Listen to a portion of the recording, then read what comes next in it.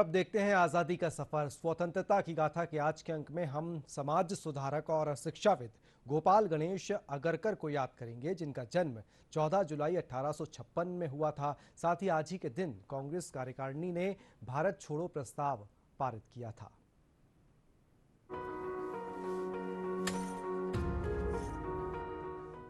आज हम समाज सुधारक और शिक्षाविद गोपाल गणेश अगरकर को याद कर रहे हैं। गोपाल गणेश अगरकर का जन्म 14 जुलाई 1856 को महाराष्ट्र में सतारा जिले के कराड़ तालुक में हुआ था। वो पहली बार तिलक से डेक्कन कॉलेज में मिले, जहां वे उनके सहपाठी थे। तिलक अगरकर की जोड़ी ने शिक्षा और सामाजिक सुधार को बढ़ावा देने और जनता के बीच देशभक्ति पैदा करने के लिए शैक्षणिक संस्थानों की श्रृंखला स्थापित की। वो लोकमान्य तिलक द्वारा स्थापित प्रमुख मराठी समाचार पत्र केसरी के पहले संपादक थे। गोपाल अगरकर का मानना था कि समाज सुधार की जरूरत अधिक तात्कालिक है, इसलिए उन्होंने अपना स्वयं का समाचार पत्र सुधारक शुरू किया, जिसमें उन्होंने अस्पृश्यता और जाति व्यवस्था के अन्याय के खिलाफ अभियान चलाया।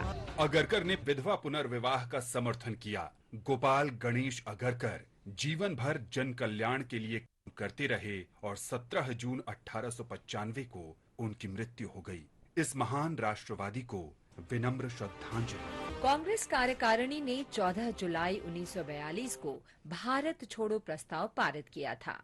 क्रिप्स मिशन की विफलता के बाद गांधी जी ने ब्रिटिश शासन से भारत से स्वैच्छिक वापसी का आह्वान किया। 29 अप्रैल से 1 मई 1942 तक अखिल भारतीय कांग्रेस कार्यकारिणी के प्रस्ताव पर चर्चा करने के लिए इलाहाबाद में बैठक हुई। हालांकि गांधी जी बैठक से अनुपस्थित थे, लेकिन उनके कई बिंदुओं को प्रस्ताव में स्वीकार किया गया। उनमें से सबसे महत्वपूर्ण अहिंसा के प्रति प्रतिबद्धता थी। 14 जुलाई 1942 को कांग्रेस कार्यकारिणी की बैठक वर्धा में हुई और गांधी जी को आगामी जन आंदोलन का प्रभार लेने के लिए अधिकृत किया गया। इस संकल्प को आम तौर पर भारत छोड़ो प्रस्ताव के रूप में जाना जाता है, जिसे अगस्त में बंबई में अखिल भारतीय कांग्रेस कार्यकारिणी की बैठक में अनुमोदित किया जाना था।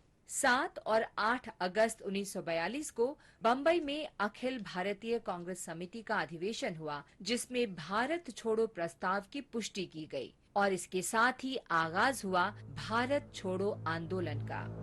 आज हम शहीद गंगराम को भी याद कर रहे हैं। वो ब्रिटिश ईस्ट इंडिया कंपनी की सेना में नौकरी कर रहे थे, लेकिन 1857 में प्रथम स्वतंत्रता संग्राम के दौरान ब्रिटिश शासन के खिलाफ प्रतिरोध में भाग लेने के लिए उन्होंने नौकरी छोड़ दी। उन्होंने कई अवसरों पर अंग्रेजों से लड़ाई की, अपने साथी विद्रोहियों को वित्तीय सहायता दी और उन्हें ब्रिटिश ठिकानों पर हमला करने के लिए प्रेरित किया। कंपनी के सैनिकों ने गंगाराम को गिरफ्तार कर लिया और उन पर नौकरी छोड़ने, विद्रोह और अंग्रेजों से बगावत में सहायता करने का मुकदमा चलाया गया। उन्हें 1857 में बेड़ियों में कड़े श्रम के साथ आजीवन कारावास की सजा सुनाई गई और बम्बई से अंडमान की सेल्युलर जेल भेज दिया गया था, जहां 14 जुलाई 1858 को कैद में ही उनकी मृत्यु हो गई।